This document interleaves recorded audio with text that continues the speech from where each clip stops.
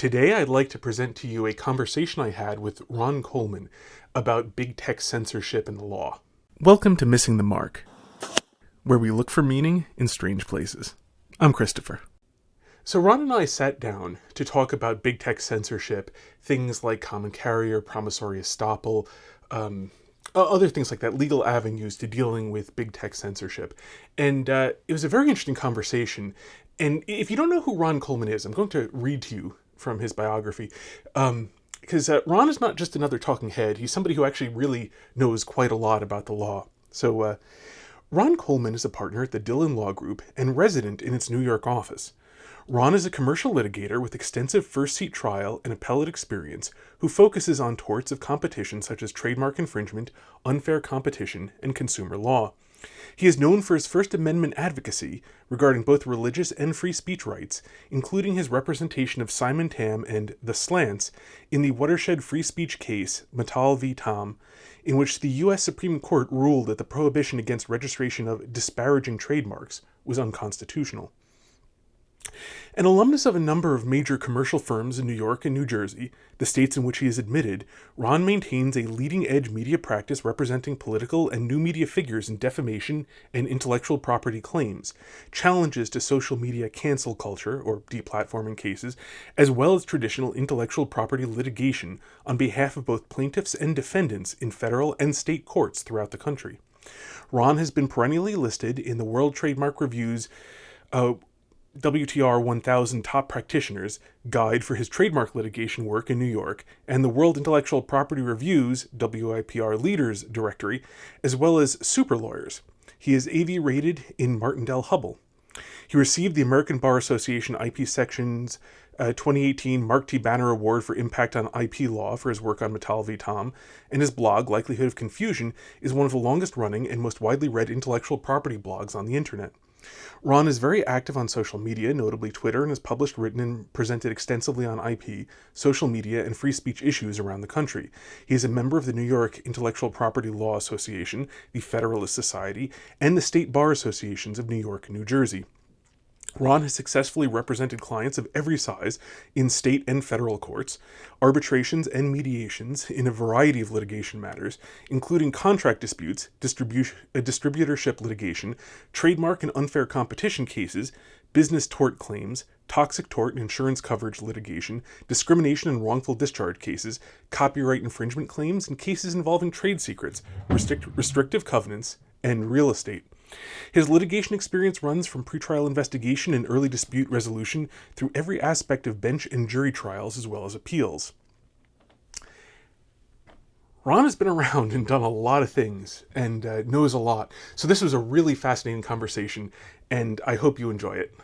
So I'd like to begin in our conversation on social media, talking about reliance and especially, and to some degree, the legal angle, obviously, but especially the moral angle, I think, because a lot of discussion about social media tends, as you know probably far too well, to talk about things like being a common carrier, trying to make social media companies common carriers, and that may well not even be what people really want. And I don't think it really captures what's going on as well as the concept of promissory estoppel, or that the companies, the social media companies, have led people to rely upon them under certain sorts of promises. So could you talk about promissory estoppel and especially the degree to which it really does apply to the circumstance? Sure, Chris. You know, you and I have discussed this from time to time over the years. There is a concept called promissory estoppel, which essentially estoppel in general means a little bit like it sounds. One side it's really a stopped to. You'll always hear people saying a stopped from because it sounds like a stopped from or stopped from.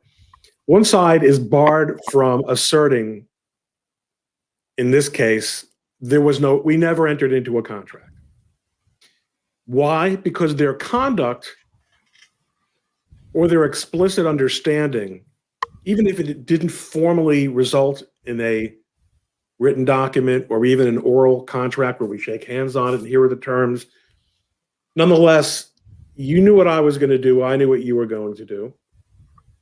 And we both relied on each other doing what the other one said he would do. So now I have shown up in the parking lot at 3 a.m. with my khaki outfit, and you promised you would be there with your, with your anti-personnel weapons, and we were going to, take over Montclair, New Jersey. And you don't show up, and you say, well, we never really made a contract, all right? But I got out of bed. I told you I was buying this stuff, from Dean's Army Surplus Supply, and here we are now. So a court will you can't now, because of the principle of promissory estoppel, a court will say, Chris, you can't say, Ron, we never really made a contract. That's a contract. So it's a contract implied by law. Now, I should note before we go further that there is an explicit and formal contract between the user and the platform. So the question is, does promissory estoppel apply when there is a contract? It can, but usually a contract, and in this case, it is the case, that a sophisticated contract will explicitly disclaim any other agreement, including implied agreements. It will say that this is the contract between you and me. It's the only contract between you and me, and nothing else will constitute a contract between you and me. And that would probably also bar a claim for promissory estoppel. What we're getting at in social media, though, is if the contract is what it is, which is a contract between me and Facebook, me and Twitter, me and Google, it is understood that I can not only be bound by the contract, but I can bind others by the contract. No matter how one-sided the terms are, and they can be as one-sided as they want to be, as long as I agree to them. And Twitter's terms of service, for example, are as one-sided as hell, as are all these contracts. Yeah. But I'm entitled to rely. This is a different kind of this is still it's the same concept of reliance, and it's the same thing it means in everyday, a talk. You said X, and I assumed that you meant X. So you said, Ron, we will kick you off for the following reasons: A, B, C, D, E, or F. And maybe there's even a G in there, and G happens to be what? Or for any other damn reason we please. Okay. So be it. But if you kick me off and say, we are not relying on G, because there's something not very nice looking about relying on, we kicked you off because we can do so for any damn reason we please. Instead, we're going to say you're inciting violence. We're going to say you're passing on misinformation. We're going to say you're operating many fake accounts. Whatever it is we say, now you have a nicer looking, suitable for framing reason for kicking me off your platform. But now I am entitled to look at your past behavior and say, gosh, I did the same thing as my evil twin on the other side of the political spectrum, and you didn't kick him off. Well, if I decide to say that you breached a contract, you and I have a contract for potatoes, and the contract says that I've got to deliver the potatoes by Friday afternoon at 2. And I periodically come at 2 or 3 o'clock, and you finally get sick of it. And you say, Ron, you have violated the contract too many times. You breached the contract. You're not here on time. So our contract for potatoes is hereby terminated. I can't say to you, I can't bring you to court and say, listen, it's true what he says, that I came late with the potatoes, but my evil twin also used to come late with potatoes, and he let him. The judge would say, that's his. Listen, if he wants to waive that regarding your evil twin, Don Coleman, that's his business. So why does it matter here? Here it matters because when you have a consumer contract and you say, these are the rules that we will apply to people who use our service.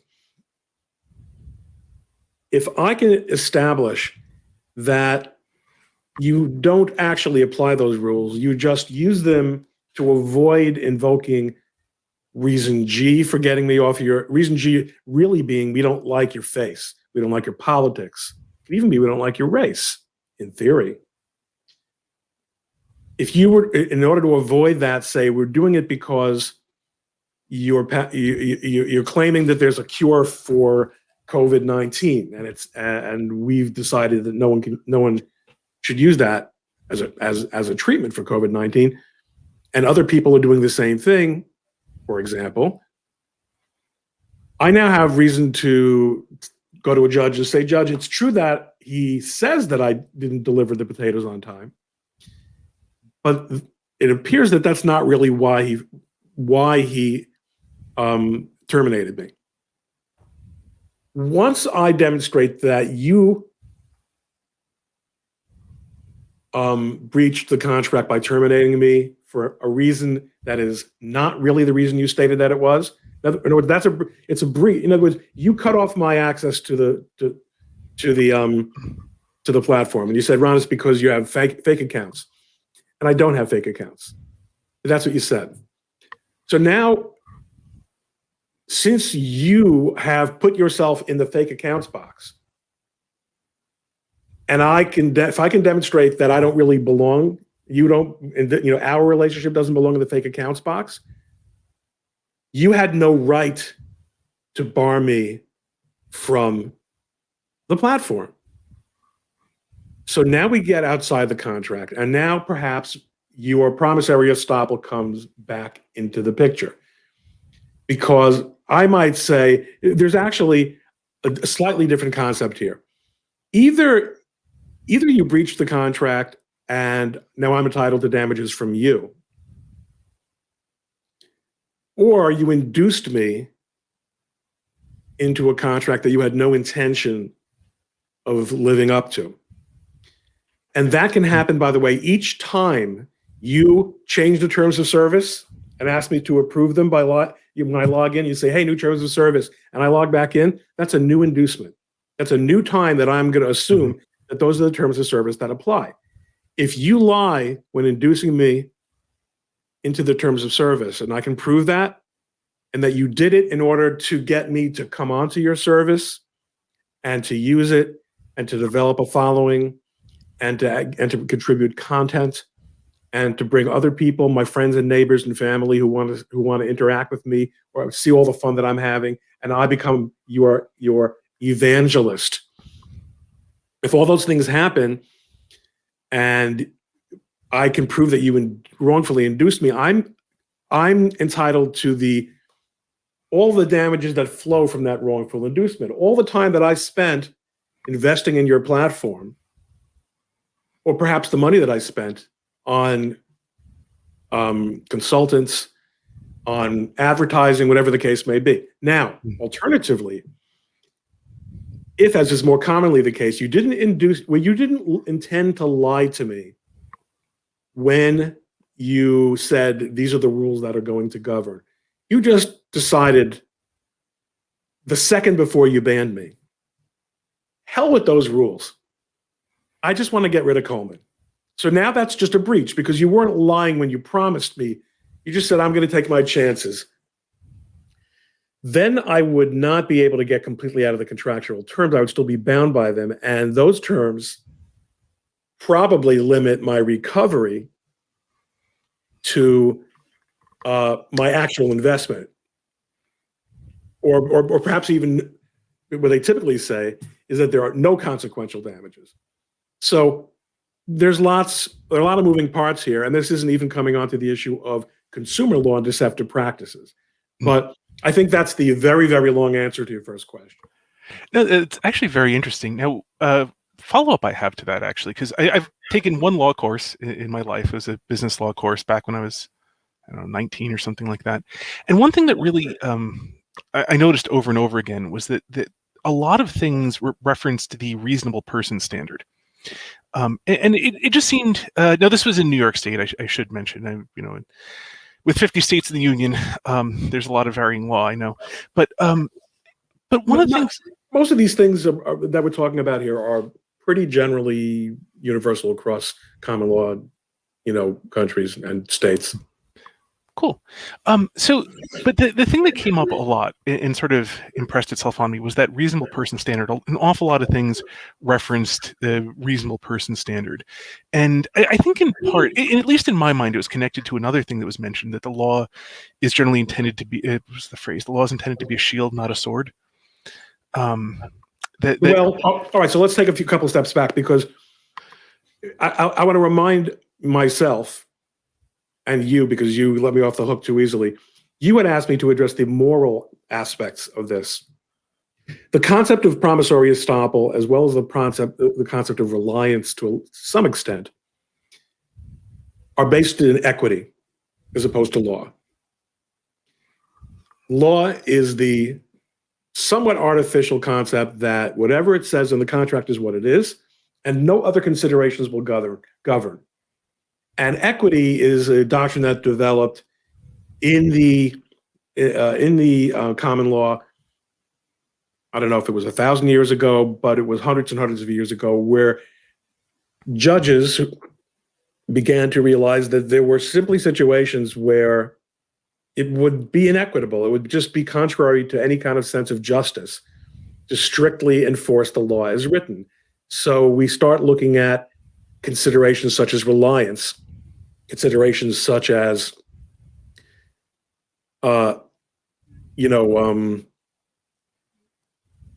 whether a transaction shocks the conscience or that sort of thing. And that's where your reasonable person, or what was called the reasonable man, comes in, because we say, okay, you relied, but should you have relied? Don't you know that when a politician is running for office, everything they say is a lie?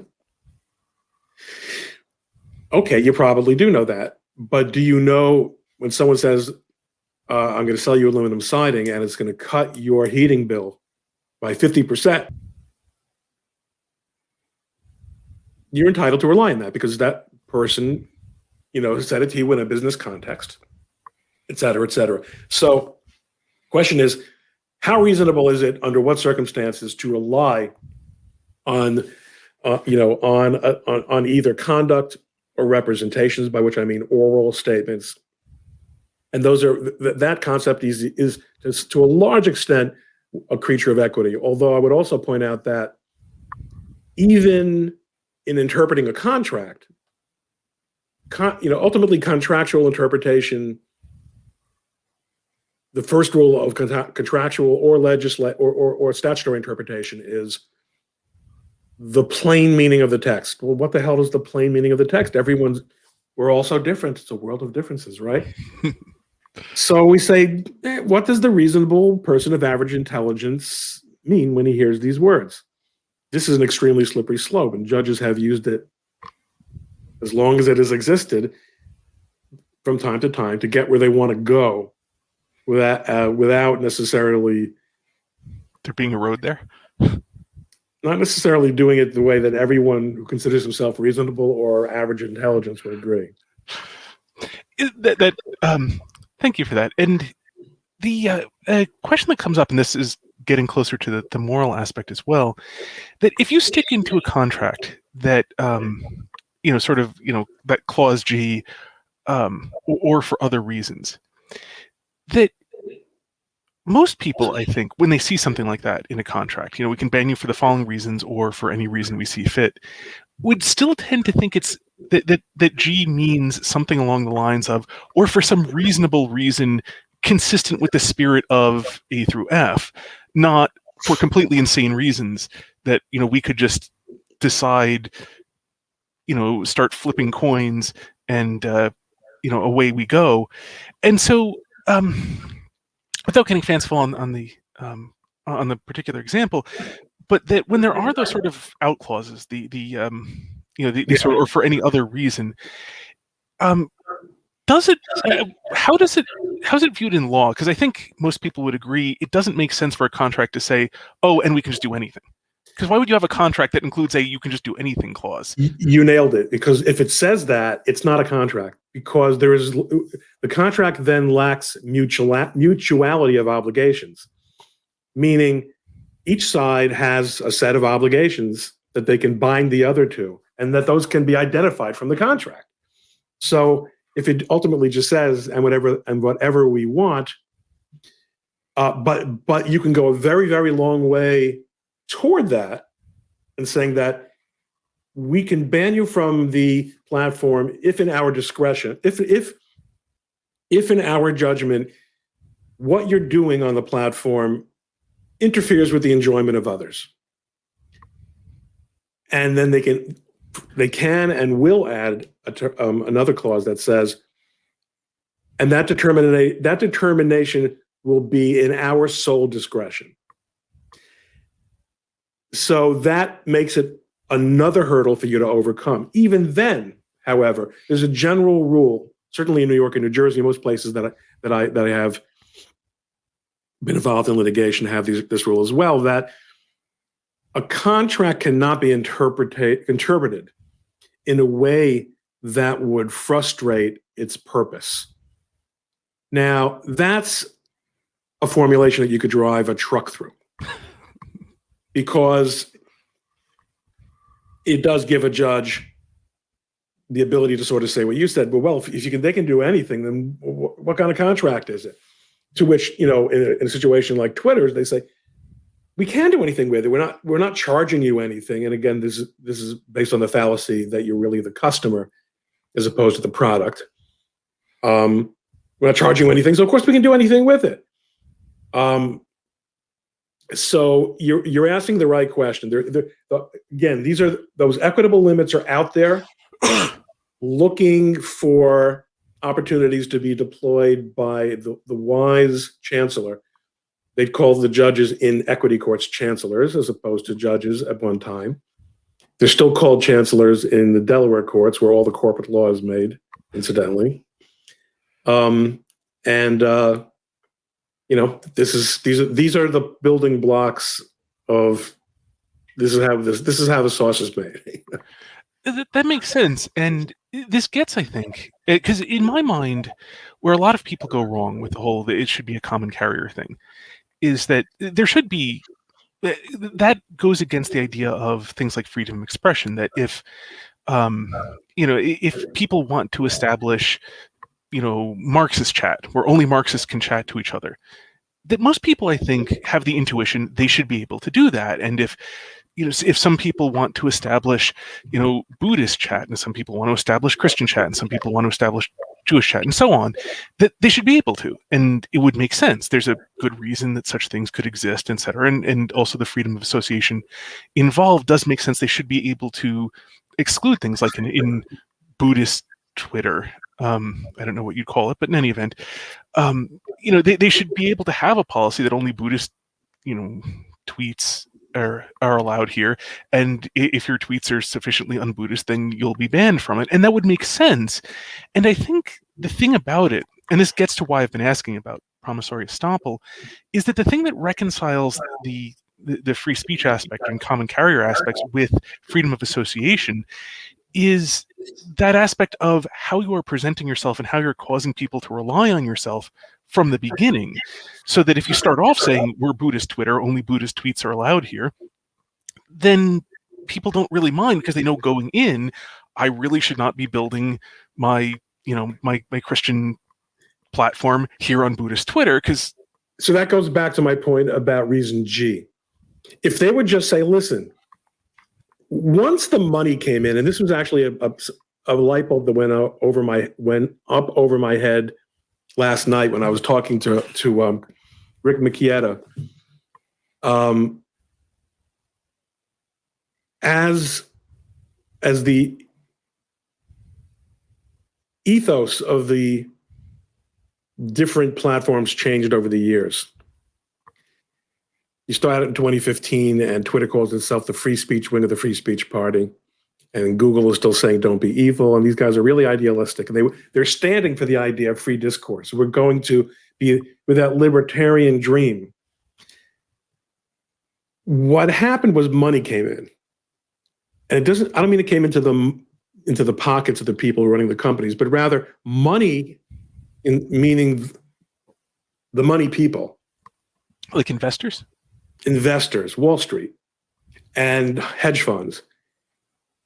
Those people started imposing their values. And at a certain point, the view changed of who they wanted to be, but precisely along the lines of what you're getting at, they don't want to come out and say, look, we've concluded that we just don't want to have conservatives on Twitter. Okay, so we're going to pluck them. You might want to just leave now, but before you invest more time. But we're going to get rid of every one of you. I guess I just have given, through my snarky, simulation of what they might say, the reason why they don't just admit that that's what they want to do, because they want to keep as many as possible who will put up with as much as possible for as long as possible until they deem them to somehow violate whatever it is that they're trying to achieve. And this, I think, is the biggest open question: is what really is driving this incredible, intense desire to suppress other people's ideas? So what is it that makes it so unstoppable? I haven't had for my purposes, haven't really answered that question. Well, presumably, actually, isn't it more like so many things? It's funny, I've explained so many things to my 11-year-old son this way. It just is coming naturally. The most of what you see in the world is the result, is the weird compromise that nobody wanted of the push and pull of everybody involved.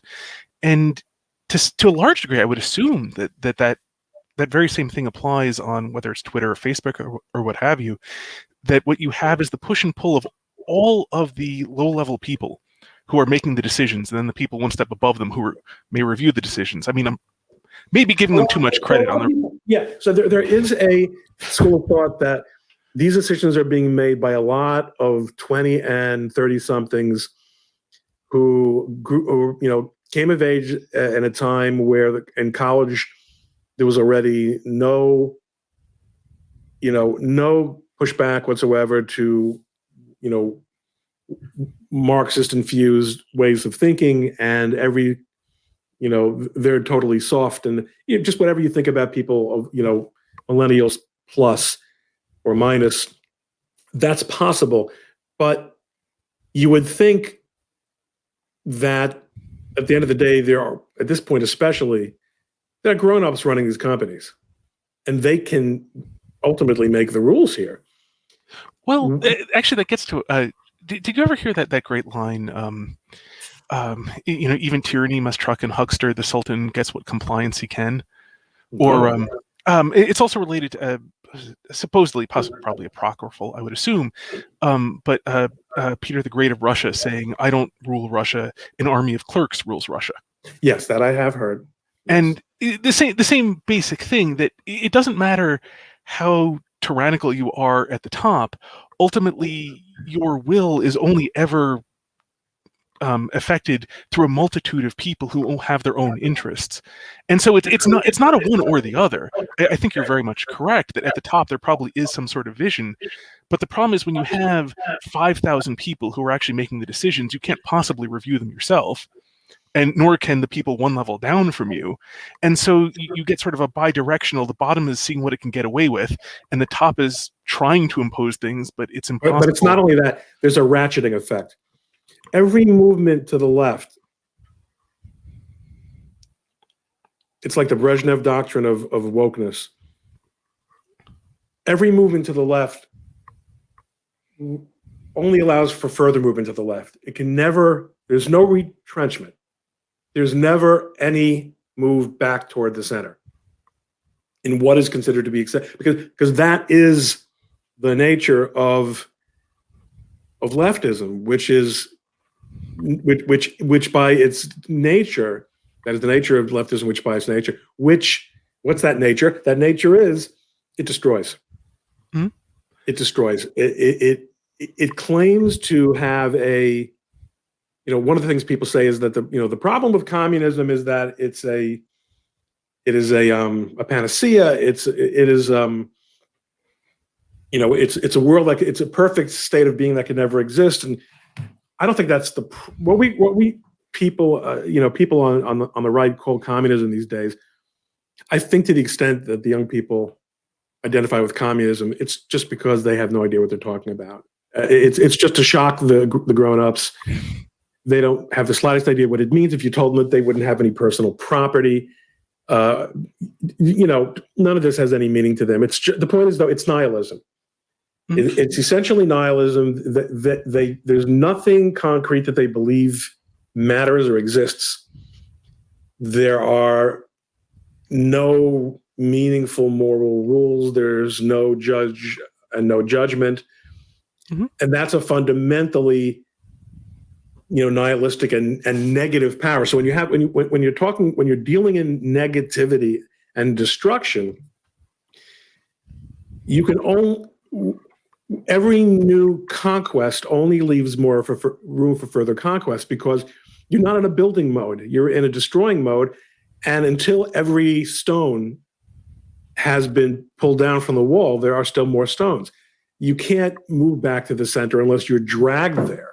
And if you are dragged there, you're going to do everything possible to get back to the business of destruction. Now, you do have all these people with very, very deeply invested stakes in the status quo. So in other words, you're always asking, why does someone like Nancy Pelosi, who should know better, Chuck Schumer, who is, a worthless human being, but he should know better. Well, why do they not push back? Why do they not say the answer? Because that's how, in the medium run, they retain their stake.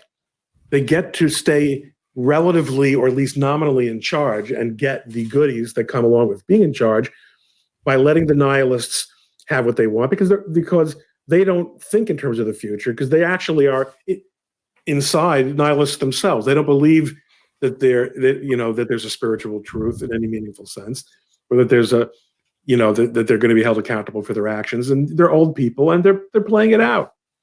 Oh, I think you're right. Although there's a thing I would modify what you said with, and that is that while they're nihilists, they're not full-on nihilists. We're not talking about people like Nietzsche here. We're talking about people who are nihilists but don't admit it, even to themselves. And the key thing there is that, because Marxism is essentially nihilism plus a fear response, where the government is essentially supposed to be, in some sense, God, but really more mom and dad. That the thing within that fear response is, I need someone to take care of me. I need someone who knows what they're doing and is more powerful than me to take care of me, because I can't, because I'm just, lost in the void. And so the government will be that comforting parental figure who will take care of me and keep me safe from the wilderness.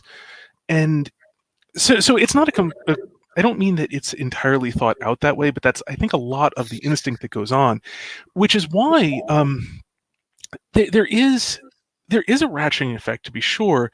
But again, there's an asterisk on that ratcheting effect, because, of course, the other term for it is progressives. And what do progressives do? They keep moving, but they sometimes end up moving in circles. And so, there's an interesting example that you can just see in the war between essentially modern feminism and TERFs, the trans-exclusionary radical feminists.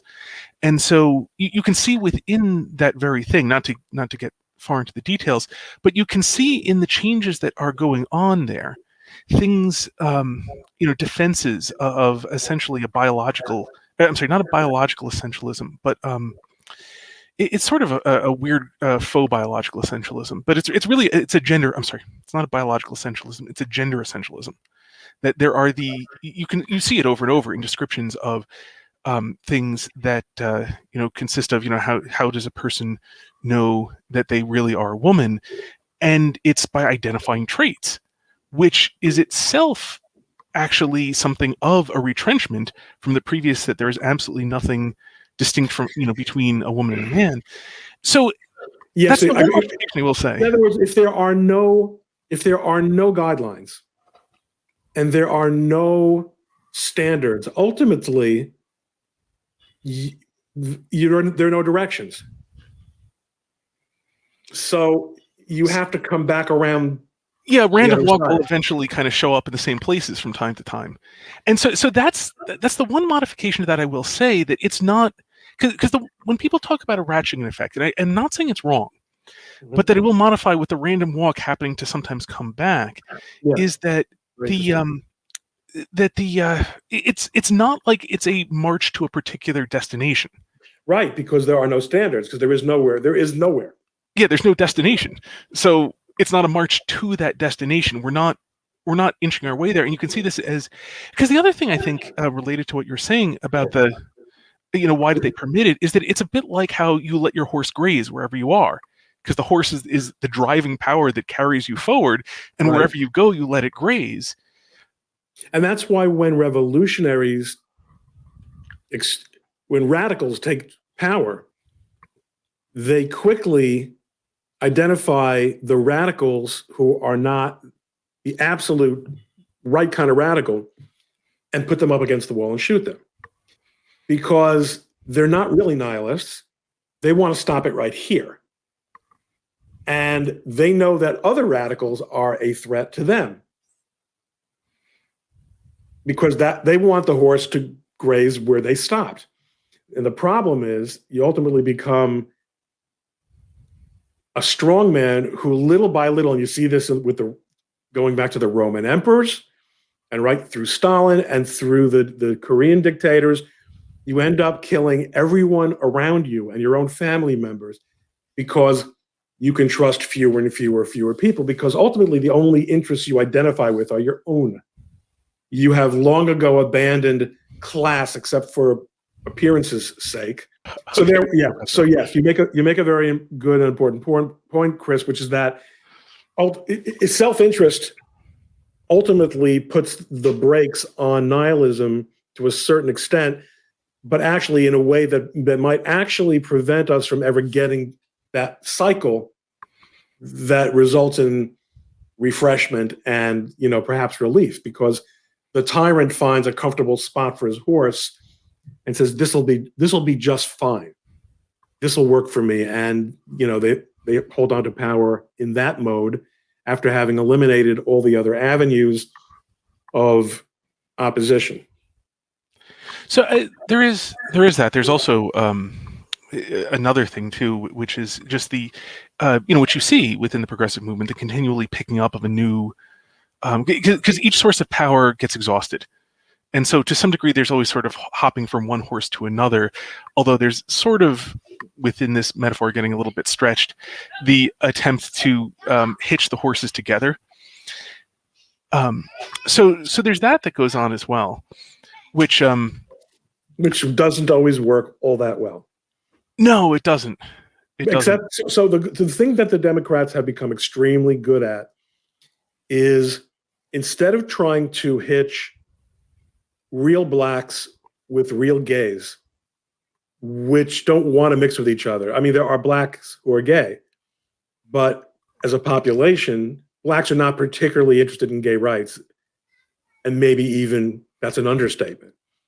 But if you can designate who will speak for the blacks and delegitimize all blacks who have voices that are not in sync with that narrative, and you do the same with your other, your other interest groups, you can give the impression that the horses are all, pulling the wagon in the same direction, and that might get the other horses, in line. To me, that is one of the hardest things to understand, is how that continues to. So one argument is that it stopped working.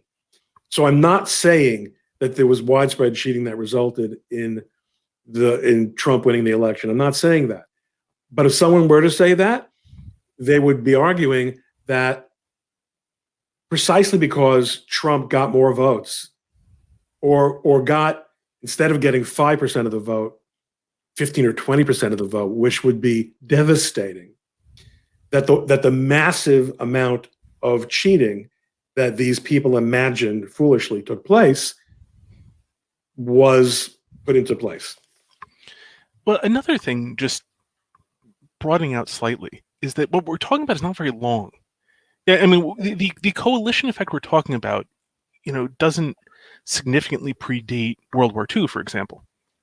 So we're still, the thing we're talking about is within one reasonably long span of human life. You can see beginnings of it and so on, but in terms of the form that you see at the moment, and this is relevant because, we're talking about what are the driving forces of things like, the social media platforms that we're talking about, and they're identified here. So this is in terms of, trying to see where it's going. That part of it is that the nature of that coalition, which, I agree wholeheartedly, is sort of it's a nihilistic harnessing of people who have some strong interest, and then using their strong interest to be the energy that brings you in some direction, harnessing that energy for your own purposes, as you kind of redirect it. That phenomenon is, I mean, very, very long by internet standards, but we're talking basically a human lifespan. It was not nearly so pronounced to even a small degree, say, in the 1950s. You begin to see these things. It would be historically inaccurate to say you don't, but at the same time, that post-war consensus was so much more in effect than it is at present. And so I think part of it is, how when you talk about like how long will it last, is to bear in mind, I think, that these are the sorts of things that can take decades to really play themselves out. All right, but keep in mind that many of the coalition components of 2021 are self-identify by with a what was formerly regarded as a sort of deviance. So in 1960, there was no such thing as a gay rights movement, much less trans rights. That didn't even have that in 1990. Much less, let's talk about having a little bit more understanding of what pedophilia is really about.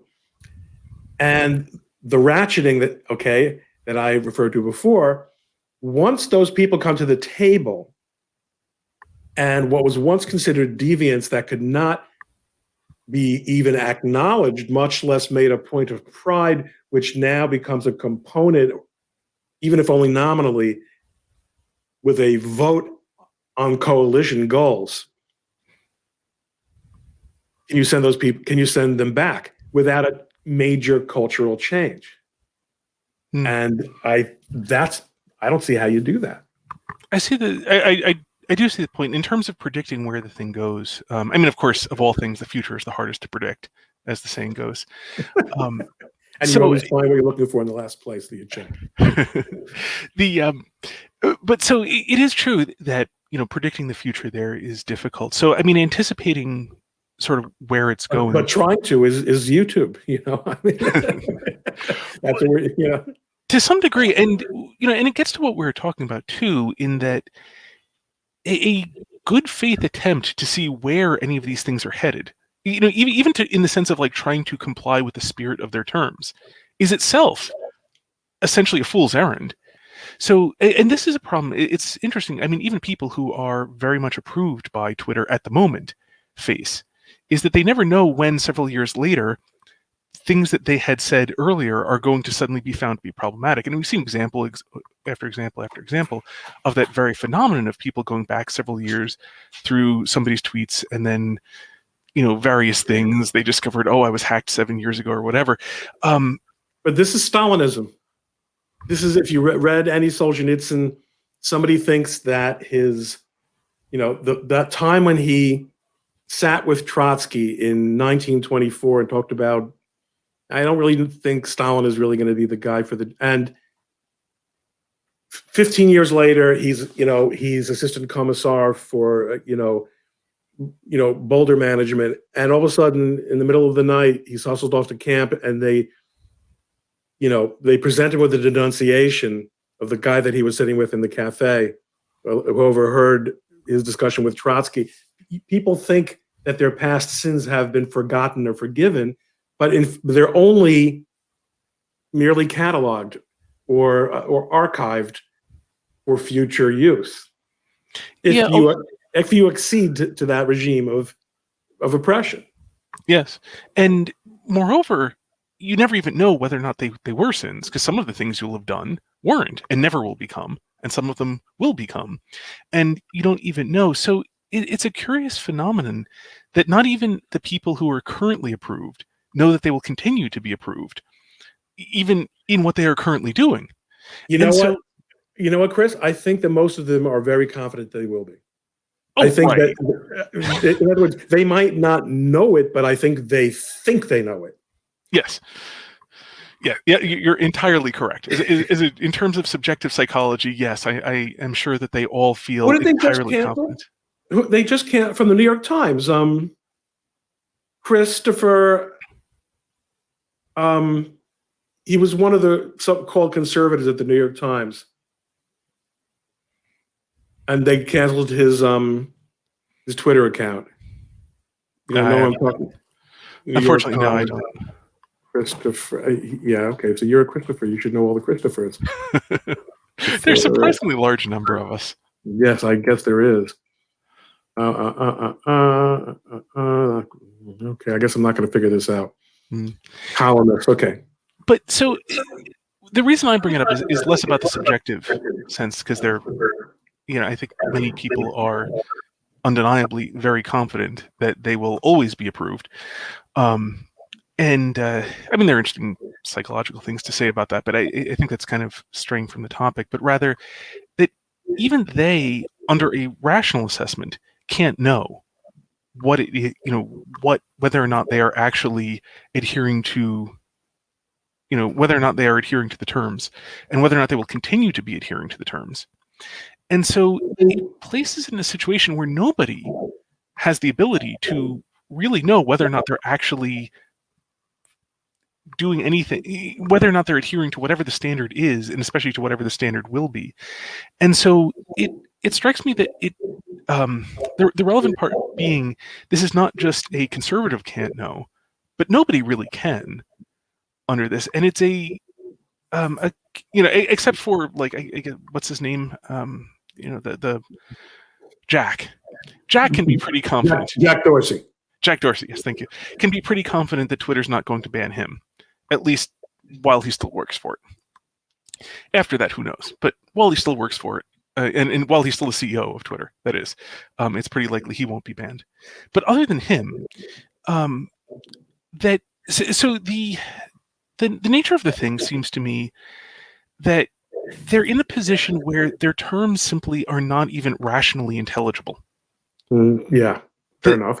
That if you try to take the most favorable interpretation you can possibly take, doesn't lead you to any concrete ideas of what is actually acceptable, what is actually fulfilling your end of the contract. And it seems to me that there is, at the very least, a moral problem, if not a legal problem, in a contract where you can't figure out how you can possibly meet it. And so now, does that, because you had said something that seems a little similar to that, like if it's not possible for a reasonable person to figure out what they are supposed to do to meet the terms of a contract, that does have an implication on the contract's enforceability, doesn't it? Yes, it does. And if a contract so there are circumstances where the court will supply missing terms based on a context. And it might be a commercial context, if it's the way things are done in a certain industry, that would reasonably be expected to have been understood between the parties. But there are other circumstances where a court will say, these are key negotiating points that the parties omitted to settle, and we're not going to impose them. There's simply not a meeting of the minds here, and therefore we're not going to enforce the contract. And it's interesting, it just occurred to me, it's a little bit facile, but we could say the same thing about the mythical social contract as well. We may very well be at a point, words don't have meaning. And I think, the Obergefell decision by the Supreme Court struck a major blow in the direction of approving of the idea that meaning is simply what the majority of those who control the conversation decide it is. So if you want to say that marriage doesn't have to be between men and women, because we say it doesn't have to be between men and women, rather than say, as Scalia pointed out in his dissent, let the states vote on this. The states are absolutely free to make this call. But if you want to say, listen, the states are deciding wrong, so we're going to find it. We're going to redefine what the question is. One of the things about one of the most important aspects of humanity is that we speak. It separates us from the animals, but it also communication is premised on mutual intelligibility to a certain extent. And when we start, the Tower of Babel is that metaphor. I mean, that is the whole story. When people, the rabbis say, so what was the big problem at Babel? Why did it result in the fall of humanity? And the answer was, somebody would say, give me a wrench. And instead he would give him a hammer. And he would say, you said, give me a wrench, I'd give you the wrench. He gave him the hammer.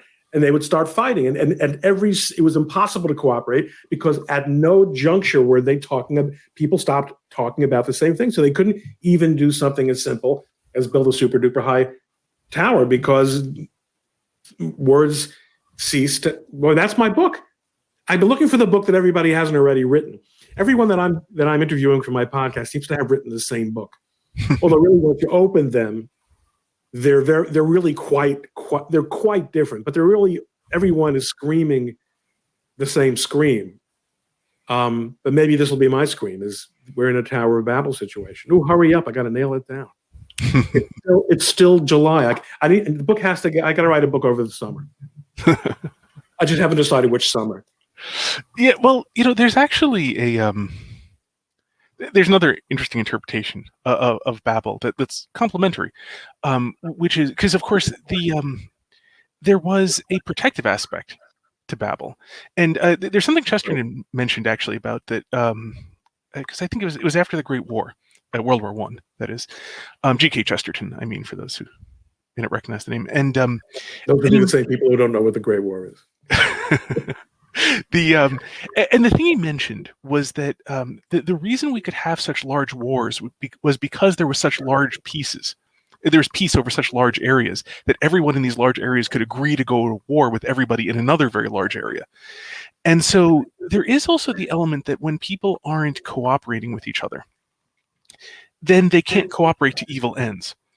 And so the destruction that they can wreak is limited. So there is, within a lack of intelligibility, if you truly have it, there is a bit of a protective aspect as well. So where we're going now is towards my friend Yoram Hazony's nationalism hypothesis, which is that globalism is a form of imperialism. We're all going to be in one unified something, whether it's the European Union or the United Nations, and we're all going to settle on the same standards. And that actually ends up being a greater force for harm than for good. And then when people can be allowed to do what their national or even relatively local culture or tradition or institutions have evolved for that community, that's when people tend to be happier, as long as they stay out of each other's business. That's a big caveat. But I think maybe we figured something out in our. Quite possibly. And I do think it is actually this really gets to social media. That social media, one of the things is that putting people together in social media causes a tremendous amount of harm as well. That like I think Zuckerberg is the one who often talks about like swarming, the swarms. Well, exactly. The Twitter mobs that go and pick individuals and then destroy them.